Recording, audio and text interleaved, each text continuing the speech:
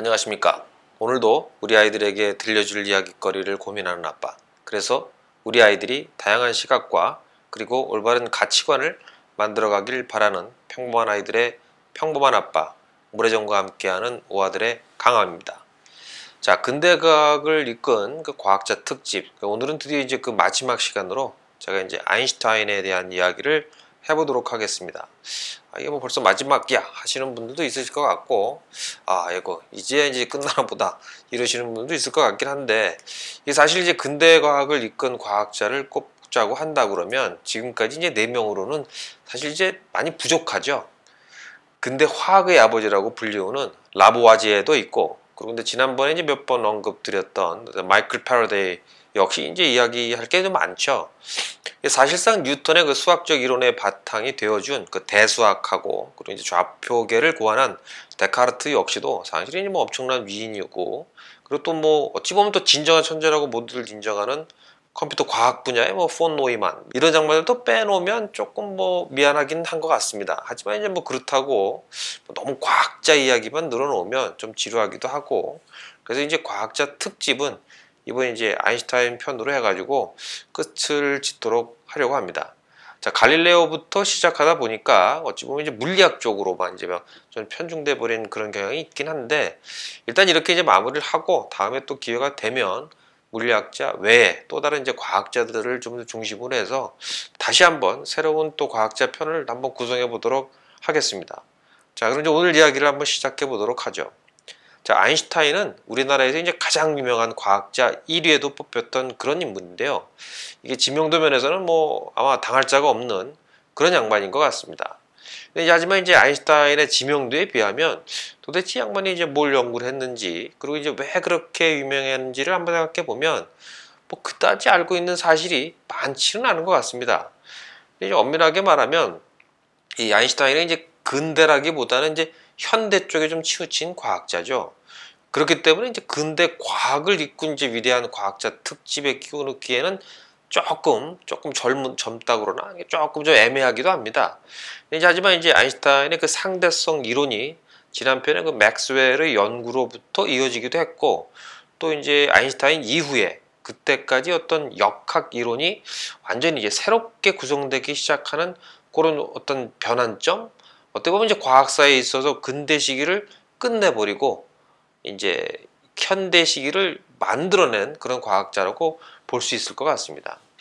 자, 아인슈타인과 이제 동시대를 살았던 양반 중에 이제 막스 프랑크라는 이제 과학자가 있는데, 이 양반은 이제 양자역학이라는 분야를 만든 독일의 과학자입니다. 근데 이 양반이 대학교 시절에 물리학을 전공하려고 할 때 그 지도 교수가 맥스웰 이후에 물리학에서 뭘 더 연구할 게 있다고 뭐 이런 걸 뭐 물리학을 하려고 그러냐 하면서 말렸다고 합니다.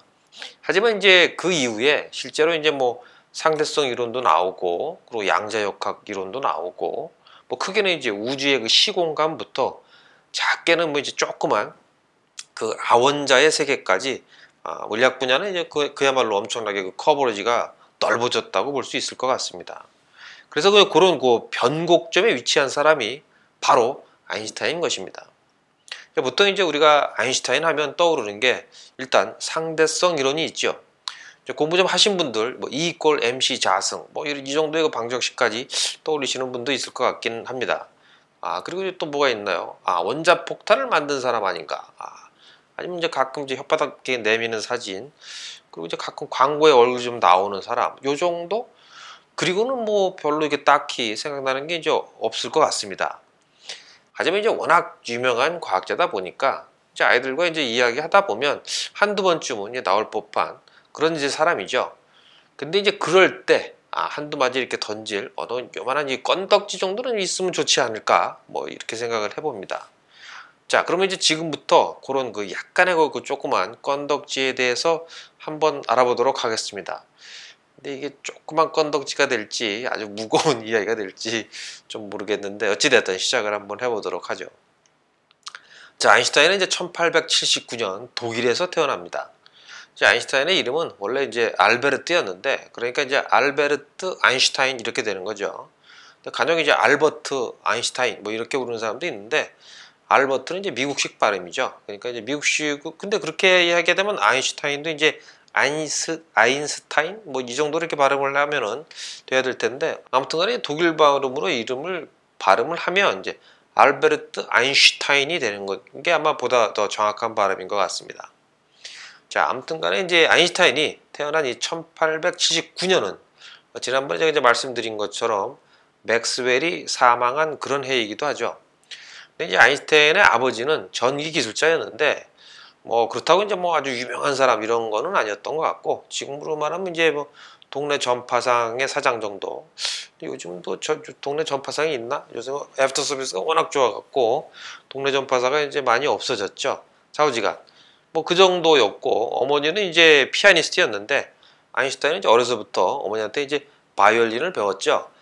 근데 이제 엄마는 피아니스트인데 바이올린을 가르쳤죠. 좀 이상하긴 한데 어찌됐든 자, 좀 심심할 때 연습하는 정도였지만 나름대로 이제 꽤 즐길 수 있을 정도의 꽤 상당한 실력까지 이제 올라갔다고 합니다.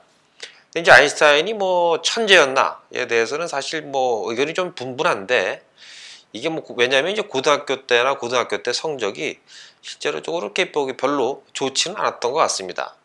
근데 이제 나중에 아인슈타인이 이제 엄청 유명해진 뒤에 획일적인 뭐 교육 과정에 이제 적응을 제대로 못했다라거나, 그리고 이제 아인슈타인의 어떤 그 고차원적인 두뇌를 이 평범한 교수들이, 이 선생님들이 따라가지 못했다거나, 이렇게 이제 포장돼서 말해지기도 합니다만, 글쎄요, 뭐 물론 이제 엄청나게 이제 난해하고 어려운 이 상대성 이론을 이제 생각해냈다는 것만으로도만 봐도 사실 분명히 평범한 사람들과는 이제 거리가 있었겠지만, 사실 뭐 이제 수학적인 능력이 뭐 엄청나게 뛰어났던 이 맥스웰이나 뉴턴 같이 그렇게 막 천재성이 있는 이런 타입은 좀 아니었나 하는 생각이 좀 듭니다.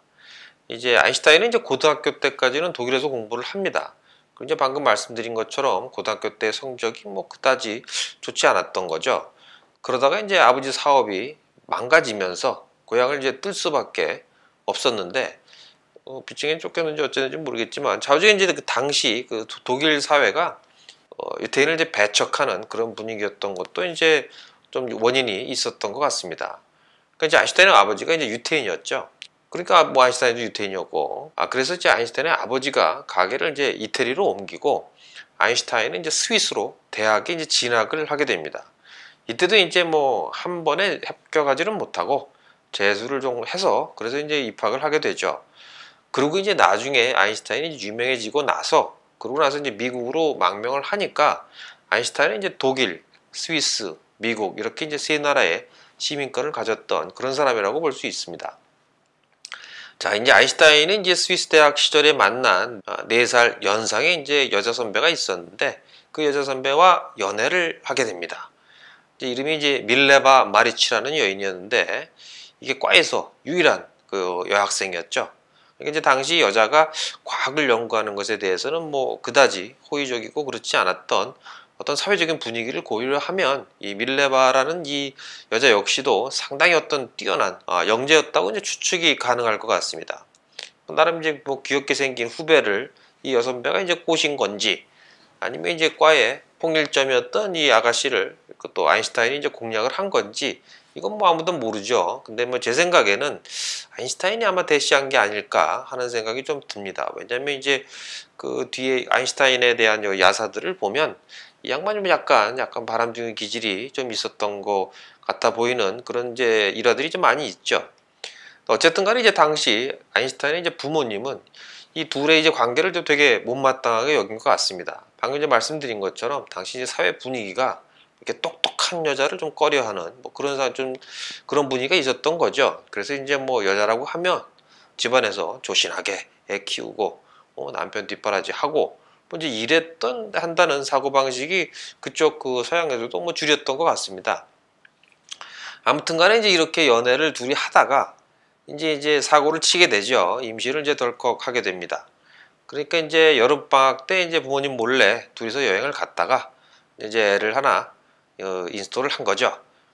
그러니까 이제 뭐 속도 위반이 된 거죠. 그래서 이제 그러니까 이제 이 밀레바 입장에서는 상당히 깝깝했을 것 같습니다. 이게 뭐 어려서부터 나름 이제 영재라고 불리면서 주위에 이제 주목을 엄청나게 받으면서 자라오다가 대학교에서 이제 어린 그 연하의 남자를 하나 만나가지고 임신까지 이제 덜컥 해버리는 바람에 이 본인의 이제 인생 자체는 완전히 이제 꼬여버리는 그런 상황이 된 거죠. 게다가 이제 임신을 했을 당시에 아인슈타인은 이제 대학을 이미 졸업하고 그리고 이제 변변한 이제 직장도 구하지 못하고 과외 선생이나 하면서 겨우겨우 이제 먹고 살고 있었기 때문에 결혼하기에도 이제 살짝 애매했던 거죠. 근데 이런 와중에 이제 4살이 많았으니까 분명히 이제 대학도 일찍 들어갔을 텐데 이 와중에 이제 밀레바는 계속 공부를 하다가 애가 덜떡 생기니까 이제 공부를 이제 때려치죠. 그러면서 이제 고향으로 돌아가서 애를 낳게 되는데 그러니까 이제 뭐 정의를 하면 사생아를 낳게 된 거죠. 그리고 이제 미혼모가 된 거고 법적으로. 근데 이제 이 아이가 이제 딸이었는데 다시 뭐 태어나고 얼마 되지 않아서 죽어버리게 됩니다. 좀 안타까운 일이죠. 어찌됐든 이제 그래서 이 아인슈타인은 이제 과외교사 같은 걸 이제 하면서 하루하루 이제 근근히 먹고 살다가 친구의 추천으로 당시 이제 스위스 특허국의 계약직으로 임시직이죠. 임시적으로 이제 들어가는데 성공을 하게 됩니다. 그래서 이제 뭐 나름 책임감을 느꼈는지 어쨌는지 몰라도 이렇게 취직이 된 뒤에 아인슈타인과 이제 밀레바는 결혼을 이제 정식으로 결혼을 하게 됩니다. 요때 이제 아인슈타인의 아버지도 같이 이제 그 시기에 이제 돌아가셨기 때문에 부모님의 반대도 아무래도 좀 뭐 줄어들었던 것도 있었던 것 같습니다. 그래서 이제 이때 아인슈타인의 나이가 24살이었는데 결혼도 하고 직장도 잡고 나름 이제 뭐 안정된 그런 생활을 하게 되죠. 게다가 이제 결혼한 다음에 정기적으로 이제 전환이 되면서 그래도 좀 먹고 살 만한 그런 상황이 됩니다. 아인슈타인이 이제 바로 요 시기에 세 개의 논문을 잇따라서 이제 발표를 하게 되는데 이때의 그 이론이 그 유명한 상대성 이론과 그리고 이제 광전 효과 그리고 이제 브라운 운동 이렇게 이제 세 개의 이론을 발표를 하게 됩니다. 그러고 나서 10년 정도 이후에 발표하게 되는 일반 상대성 이론하고 이제 구분을 하기 위해서 이때 발표했던 상대성 이론을 특수 상대성 이론이라고 이제 불리게 되고 그리고 이제 두 번째 그 광전 효과에 관련된 논문으로 노벨 물리학상을 이제 받게 됩니다.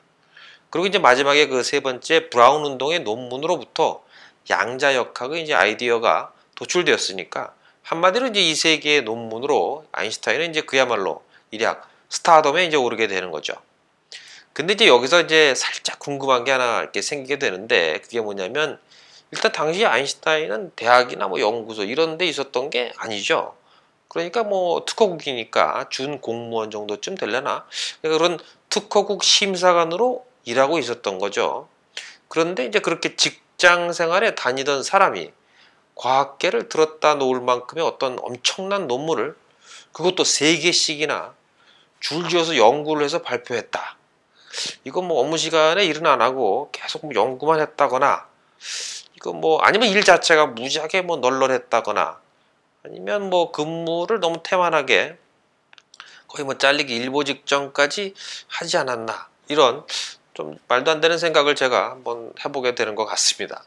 그래서 하여간 그래서 이제 일부에서는 당시 그 아인슈타인의 논문이 사실은 이제 아내였던 그 밀레바의 도움이 엄청나게 들어가서 뭐 거의 그 아줌마가 다 그 집에서 와이프가 다 써준 게 아닌가 뭐 이런 의심도 많이들 이제 하고 있는 그런 의견도 좀 있긴 합니다. 근데 이제 그것도 좀 말이 좀 되는 게 나는 뭐 고등학교 때뿐만 아니라 이 학부 시절에도 아인슈타인의 그 수학 실력이 그렇게 뭐 좋지는 않았다고 합니다. 근데 이제 반면에 이 갑작스럽게 임신으로 그만두기 전까지 밀레바의 수학 실력은 나름 이제 꽤 유명할 정도로 이제 뛰어났다고 합니다. 게다가 이제 아인슈타인의 논문에 사용된 그런 수학적 지식들이 이전까지 알려진 어떤 아인슈타인의 수학 실력에 비해서는 이제 상당히 높은 수준이었다고 하니까 이거 뭐 사실 잘 모르죠. 뭐 당시 교육과정에서 적응하지 정말 못해서 본 실력이 정말 나오지 않았던 그런 아인슈타인의 천재성 뭐 그런 게 이제 혼자 논문을 쓰면서 빛을 발했을 수도 있었겠죠. 어쨌든 좌우지간 이 세 가지의 논문이 발표된 이후에 질량 에너지 등가성이라는 이제 추가 논문을 발표하게 되는데 좀 어렵죠. 근데 어찌됐든 바로 이 논문에서 이제 E = MC 자승이라는 이제 유명한 공식이 이제 따잔 하거나 이제 등장하게 됩니다. 요 이야기는 이제 다음에 다시 한번 언급하기로 하고, 아무튼 이렇게 유명세를 탄 아인슈타인은 그 덕분에 득업을 이제 가볍게 때려치고 이제 대학 교수로 이제 스카웃이 되게 되죠. 이게 이제 뭐 결국은 마누라 덕분인지 어떤지는 모르겠지만 어쨌든 이제부터 이제 제대로 연구에 몰입할 수 있는 이제 환경적인 그런 것도 이제 갖추어지게 되는 거죠. 이후에 이제 한 10여 년 동안 이제 연구를 통해서 그 어떤 중력의 비밀을 파헤친 일반 상대성 이론을 이제 발표하게 되고, 그러면서 아인슈타인은 이제 유럽뿐만이 아니라 전 세계적인 유명세를 이제 얻게 됩니다. 하지만 이제 이렇게 승승장구했던 학계에서의 위치와는 달리 아인슈타인의 그 결혼 생활 자체는 그다지 뭐 좋지 못했던 것 같습니다. 뭐 일각에서는 이제 학계에서 인정받는 그런 남편을 아내 이제 밀레바가 질투를 했다, 뭐 이런 말을 하기도 하고, 또 그 아인슈타인의 이제 모든 관심이 연구에만 이제 집중되어 있어서 아내와 가족을 좀 소홀하게 뭐 그렇게 됐다, 뭐 이런 말도 하긴 합니다만, 그래서 이제 개인적인 생각이지만 저는 아마 이 불화의 원인이 아마도 아인슈타인 자체에 있지 않았나 이렇게 한번 생각을 해봅니다. 왜냐하면 이제 아인슈타인은 대학으로 이제 직장을 옮긴 뒤에, 그리고 한 10년 후에 이제 밀레바와 이혼을 하게 되는데, 이혼하자마자 몇 개월도 안 돼서 바로 엘자라는 여인과 다시 결혼을 하게 됩니다. 재혼을 하게 되는 거죠. 솔직히 이제 이전까지 어느 정도 이제 바람을 좀 피고 있었다는 것을 확실하게 느낌이 오지 않습니까? 어찌됐든 이제 뭐 개인적인 생각이긴 한데, 뭐 아인슈타인 입장에서야 뭐 어렸을 때, 그러니까 이제 똑똑한 누나한테 이제 꽂혀갖고 이렇게 했는데, 나이가 좀 먹다 보니까 뭐 이것저것 자꾸 이제 뭐 참견하는 부인이 좀 귀찮을 수도 있었을 것 같고, 게다가 이제 뭐 같이 비슷한 걸 이제 같이 같은 과였으니까 같이 이제 연구할 때는 좀 편했겠지만, 이게 막상 결혼을 하고 나니까 뭐 똑똑한 부인이 꼭 이렇게 편하지만은 않았던 게 아닌가 이런 생각을 한번 해보게 됩니다. 왜냐면 옆에서 계속 이제 뭐 단지 걸고 이거 맞니 틀리니 어쩌고 하면 좀 짜증 났겠죠. 왜냐면 이제 이런 추정에 대해서 신빙성을 좀 더해주는 사실 중에 하나가, 밀레바와 이혼을 하고 나서 바로 다시 결혼한 이 엘자라는 여인은 일단 뭐 아인슈타인보다 연하죠. 3살 정도 어리고, 그리고 이제 당연히 물리학, 수학 뭐 이런 공부 전혀 하지도 않았던 아주 평범한, 그렇지만 아주 가정적인 이런 여인이었다고 합니다.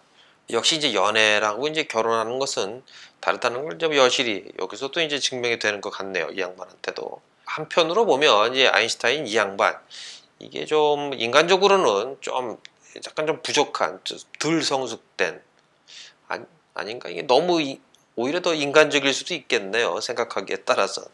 어찌됐든 이제 지난 편의 그 주인공이었던 맥스웰 그 교수님, 아니 교수님 타입의 뭐 이런 양반하고는 이제 분명히 캐릭터가 좀 차이가 나는 그런 양반이었던 것만큼은 이제 확실한 것 같습니다. 그러니까 좀 놀고 뭐 이런 사람이 아니었나 이런 생각도 한번 해보게 되네요.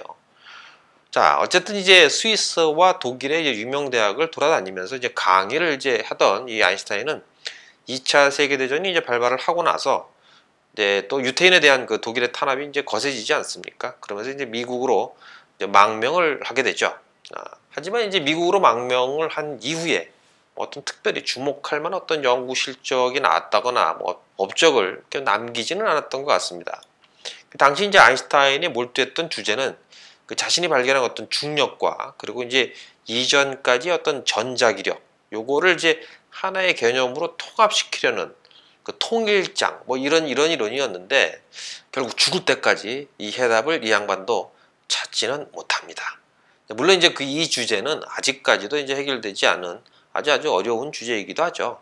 결국 이제 아인슈타인의 이 주요 업적을 정리를 하면, 자, 특수 상대성 이론과 일반 상대성 이론, 그리고 이제 광전 효과, 그리고 이제 브라운 운동에 대한 설명, 이렇게 이제 4가지로 이제 요약을 할 수가 있습니다. 근데 여기에서 이제 특수 상대성 이론으로부터 거기서 만들어진 질량 에너지 등가성 이론까지 합치면 결국 이제 5가지 정도가 될 것 같네요. 그럼 이제 도대체 이 이론들이 뭐길래 이 아인슈타인을 우리가 엄청난 과학자라고 이렇게 떠받들이고 있는 걸까 한번 생각을 해보자는 거죠. 물론 이제 아인슈타인의 이론 역시 지난편 이제 맥스웰 방정식처럼 보통 우리 같이 평범한 사람들이 쉽게 이해할 수 있는 뭐 그런 이유로는 절대 아니죠. 당연히 저도 잘 모르고 또 안다고 해도 제가 이제 뭐 간단하게 1, 20분 만에 쫙 뭐 풀어갖고 설명해 줄 수 있는 그런 내용은 절대 아니죠. 그렇다고 이제 이건 뭐 이거 무지 어려운 거야 라고만 말하고 끝나기엔 조금 좀 거시기 하지 않겠습니까? 그래서 이제 아인슈타인의 이 두 상대성 이론에 대해서 살짝 아는 척 할 수 있을 정도의 개념 정도만 제가 한번 터치를 해보도록 하려고 합니다. 근데 이제 그 이야기는 이게 좀 머리가 좀 복잡해질 수 있기 때문에 다음 회에 다음 에피소드에서 이어서 해드리도록 하겠습니다. 아무래도 이제 아무리 해도 제가 짧게 정리를 하려고 하는데 이게 되게 좀 어려울 것 같기도 해서 그렇다고 또 너무 내용이 길어질 것 같기도 해서 여기서 잠깐 끊고 제가 이제 아인슈타인의 그 상대성 이론의 이야기는 다음 회로 이제 미루도록 하겠습니다. 예, 그럼 다음 시간에 뵙도록 하겠습니다. 감사합니다. 강함이었습니다.